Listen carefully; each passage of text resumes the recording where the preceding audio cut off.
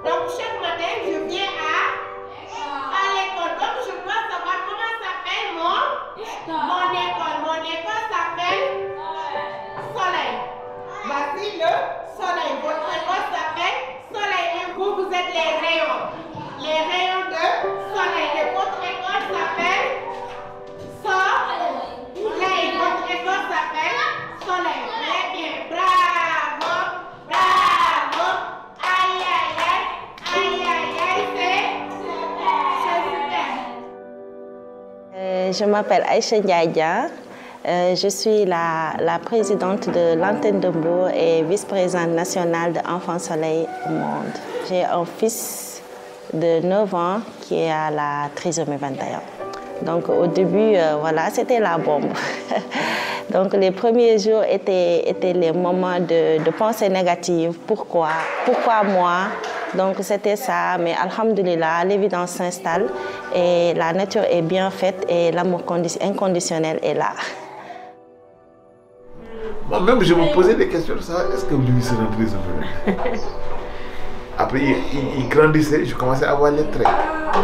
À un moment, il avait les yeux tellement petits.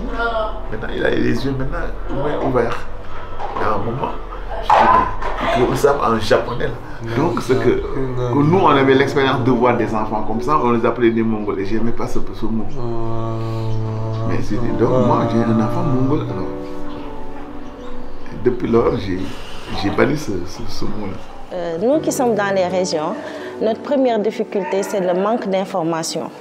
Donc tu es là avec ton enfant, tu ne sais pas où aller, il n'y a pas des structures qui vont t'accueillir pour t'expliquer. Tu as juste un pédiatre qui va te dire que voilà, il aura des retards, il faut aller faire des séances de massage pour les rééducations et tout. Mais l'information dont tu as besoin, tu ne peux pas je ne les avais pas. Et puis on n'a pas eu de problème pour la prise en charge, enfin pour l'acceptation surtout d'abord. Mais pour la prise en charge, on a eu des problèmes parce qu'on ne savait pas où aller. Puisqu'on n'a pas les informations, tu demandes par-ci, par-là, et là, tu ne vas pas trouver une structure qui va accueillir ton enfant. Ils vont t'écouter et tout, mais dès que tu dis qu'il est né avec la trisomie, ils ne vont pas t'accepter parce que c'est des enfants qui demandent beaucoup plus d'employés et tout, c'est ce qu'ils te donnaient. Et c'est ça qui m'a motivée, qui m'a fait savoir que mon enfant va déranger en quelque sorte. Et avec le net, voilà, on nous dit que pour aider ces enfants, il faut la pédagogie Montessori. C'est là-bas que je l'ai découvert avec mon fils et je me suis formée là-dessus pour mieux l'aider. Donc on a tergiversé par-ci, par-là, jusqu'au moment où on a rencontré Adam Dao qui nous a introduit dans l'association Enfants Soleil. Et au départ, c'était des causeries, beaucoup de causeries. On échangeait beaucoup dans le groupe WhatsApp. Un parent qui te dit oui, j'ai un enfant trisomique, il se comporte comme ça, qu'est-ce que je dois faire? Nous, on échangeait nos expériences. Le travail qu'on fait d'abord avec les parents, c'est d'abord un travail de sensibilisation. Parce que la plupart du temps, beaucoup de parents ont des difficultés de compréhension donc de l'handicap. Et nous, la chance que les parents ont, c'est qu'on organise des ateliers de formation chaque mois, une fois dans le mois.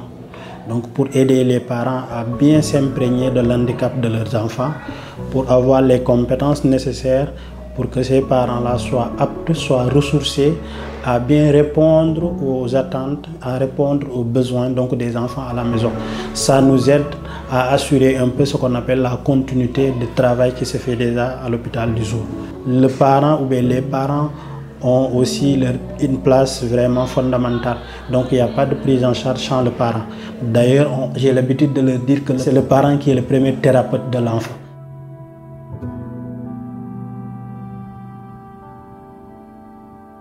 Je m'appelle Madame Sodedje, je suis la présidente de l'antenne Soleil, Enfants Soleil Monde, antenne Saint-Louis.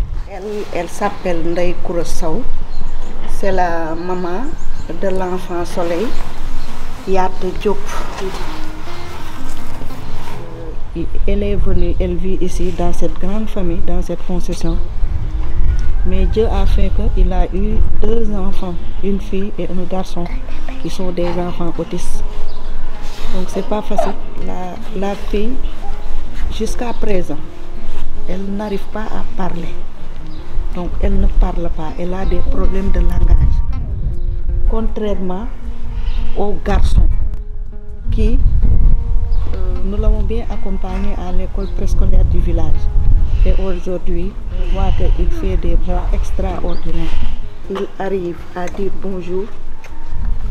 Et donc son langage se développe, son langage s'améliore. Donc grâce à l'appui de sa maman, qui n'a ménagé aucun effort pour soutenir l'enfant, l'amener à l'école, pour s'occuper de lui. Vraiment, c'est une maman exemplaire. Moi, je l'appelle Maman Soleil. Elle est parmi les mamans Soleil qui font briller l'antenne de Saint-Louis.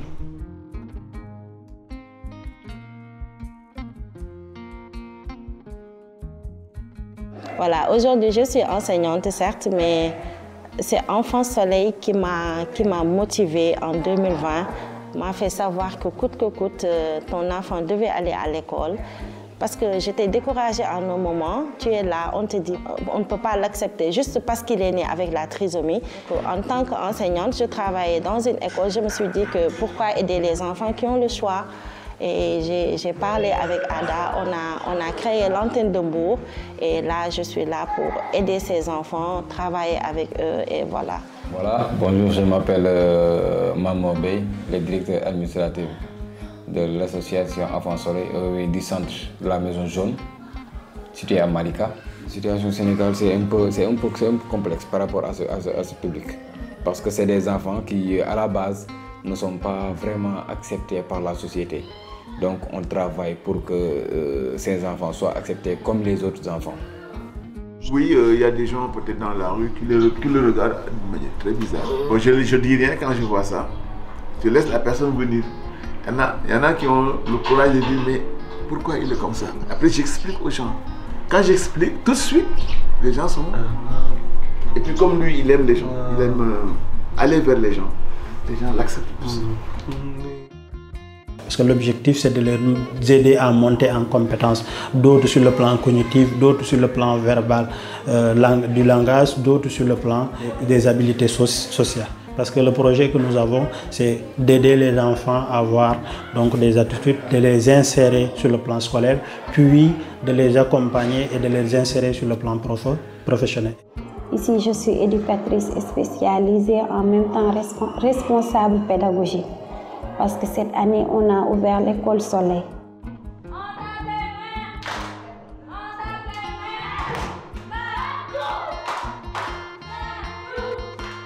Mon travail a été d'adapter le programme sénégalais à la prise en charge qu'on a ici par rapport aux différents types d'handicap qu'on a.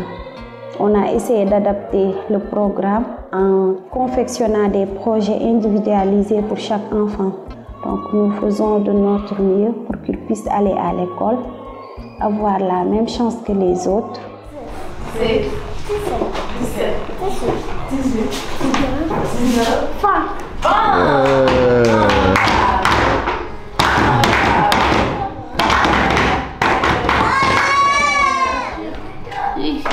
Bravo, tu mets là. Prends le 2. Prends, je m'appelle Alphonsine Sagueniaï. J'ai 27 ans et je suis éducatrice à Enfant Soleil Mbour. Mon travail, c'est d'accompagner les enfants et de prendre en charge chaque enfant selon sa différence et selon ses besoins. Oui, on essaie vraiment de prendre chaque enfant selon sa particularité et de voir quels sont les besoins de l'enfant et essayer de travailler dessus. Parce qu'à l'école, on vous apprend juste à les mettre tous dans une même case, mais ici, on se rend compte qu'ils sont différents. Donc, et ce sont des enfants qui ont plein de potentialités. Bleu, noir, vert, jaune. Allez, revenez ça. Et ça c'est 1, 2, 3, 4, 9, 10, 7, 8, 9, 10. Voilà, allez. La plupart de nos activités, on le fait à travers des jeux. Des jeux sensoriels, des jeux de psychomotricité. On le fait sous forme de jeu la plupart du temps et on voit que l'enfant est plus réceptif par rapport à ça. c'est la classe de CI. Chaque jeudi, on fait du sport pour les détendre, un peu de les sortir de leur coin. Et comme ça, de trouver, ils sont inaptes ou quelque chose de ce genre. Des fois, ils font du sport, même 5 minutes, ils sont fatigués, 5 minutes. Des fois, c'est bien de les sortir de leur coin et de faire du sport. Chaque jeudi, on fait du sport. 2, 3. Allez, tirez. Bon, on dirait pour la plupart du temps, la perception qu'on a de l'handicap n'est pas vraiment positive. Donc ce qui fait que quand vous êtes un parent à des enfants, ils se posent plein de questions. Et après 3 mois, 4 mois, c'est les parents qui reviennent pour vous dire que mais bon, il n'avait pas cette compétence, mais maintenant il arrive à faire ça. On le rappelle un peu donc de la situation de départ pour lui dire donc vous avez eu des doutes par rapport aux compétences de l'enfant alors qu'il a plein de compétences. Et pour rassurer, pour dire aux parents qu'en réalité, tous les enfants, quel que soit le profil que l'enfant a des compétences. Maintenant, c'est la capacité d'identifier cette compétence-là, d'aider cet enfant-là à promouvoir ou à développer ces compétences-là. C'est ça qui reste problématique.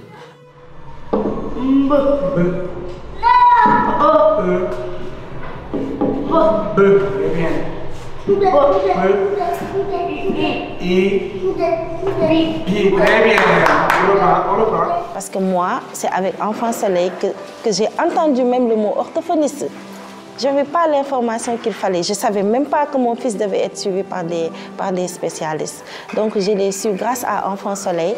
Donc, mon fils a pu faire des séances. C'est à cause de ces spécialistes que mon enfant est devenu propre, que j'ai pu comprendre certaines réactions et voilà, ça m'a beaucoup aidé.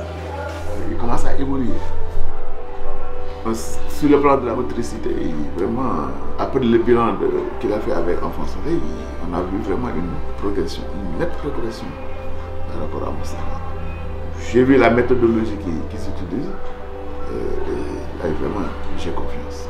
J'ai confiance, ça m'a donné confiance aussi. Avec Enfant Soleil, on va arriver à quelque chose, c'est sûr. Même si il ne peut pas continuer sur le plan de la scolarisation, donc longue scolarisation, mais on les scolarise à un certain degré et puis on lui trouve vraiment une occupation, c'est-à-dire un métier. Au début, avec les enfants, c'était des enfants qui étaient agités, angoissés, qui pleuraient. Et là maintenant, on n'entend plus vraiment plus de pleurs. Les enfants sont posés et c'est beaucoup d'amour. Quand il donne quelque chose, au moins il se met là, il sait qu'il doit le faire, il va le faire. Avant, il refusait catégoriquement. Quand il criait comme ça, courir partout, crier, il ne pouvait pas le mettre Moustapha. 1 minute, il s'assoit seul. C'était vraiment problématique. Orange, oui. Marron, oui. rose, Vert, violet. Quand je les vois, je suis fière de l'équipe et je suis fière de moi parce que je me rends compte qu'on a fait quelque chose sur ces enfants.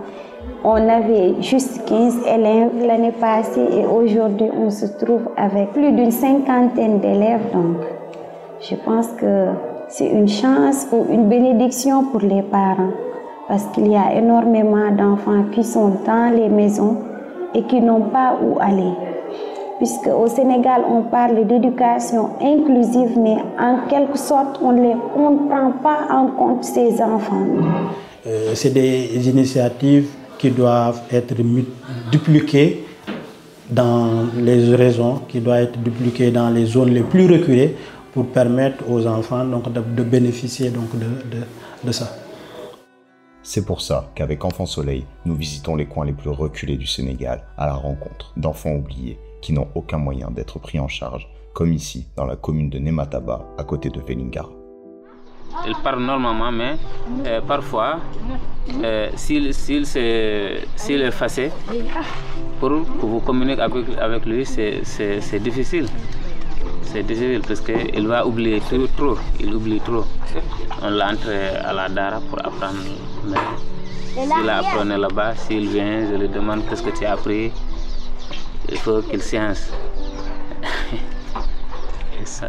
Nous voulons toujours qu'il ne soit pas resté comme ça dans son vie, sans avoir l'esprit de communiquer avec les gens, de l'esprit de faire travailler.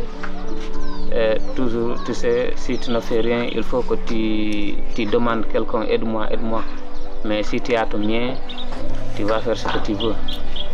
Mais à part ça, les enfants, il faut qu'on les aide par études ou bien les métiers.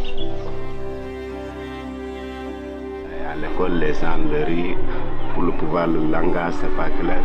C'est à cause de cela qu'elle est retournée à la maison tranquille. Des fois, elle parle, mais il y a de ces mots, elle ne peut pas parler carrément. Elle n'a pas commencé à parler tout, quoi.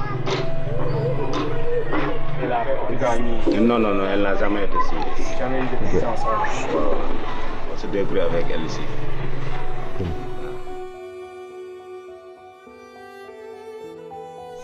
Si l'enfant soleil peut nous aider pour qu'il puisse apprendre jusqu'à avoir son niveau, là où il peut s'arrêter à son niveau, c'est bon pour nous aussi. Voilà. Aujourd'hui, Enfants Soleil Monde accompagne plus de 400 enfants dans 5 centres un peu partout au Sénégal. Mais encore plus de 150 enfants sont sur liste d'attente. Donc il y a les ados qui ont besoin d'être formés, les adultes qui ont besoin d'être insérés. La demande est là, tous les jours on t'appelle, qu'est-ce que vous pouvez faire pour mon enfant? On veut, mais vraiment on n'a pas l'espace qu'il faut.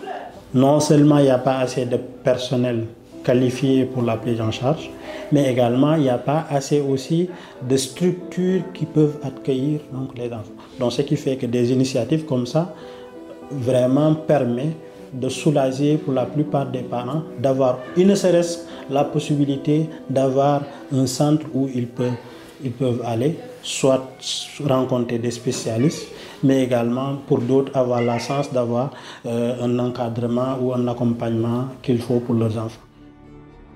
Le combat est trop grand. Enfants Soleil ne peut pas répondre à toutes ces demandes seul.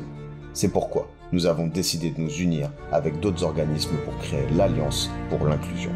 Une alliance qui regroupe des projets qui impactent chaque jour pour le handicap au Sénégal.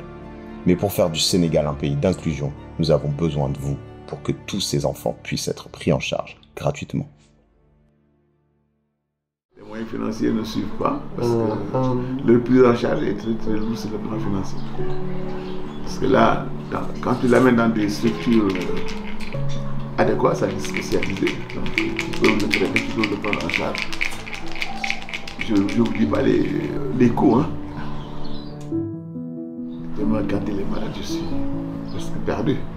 Des fois, les moyens font défaut et on est un peu seul dans le combat.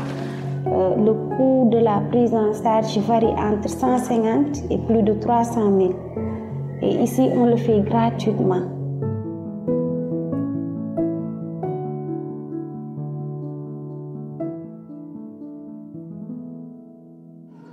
Un dernier mot, c'est pas grave. Donc, tout ce que je peux dire, c'est que le handicap n'est pas une fatalité. Donc, les enfants qui sont nés aussi bien avec la trisomie 21, avec l'autisme, avec l'IMC, ils sont pas inférieurs entre guillemets. Donc, ils sont simplement uniques et ils ont les mêmes potentiels que les autres. Donc, eux aussi, ils doivent bénéficier d'une chance de réussir dans la vie. Donc j'invite tout le monde à travailler là-dessus pour aider ces enfants à besoins spécifiques.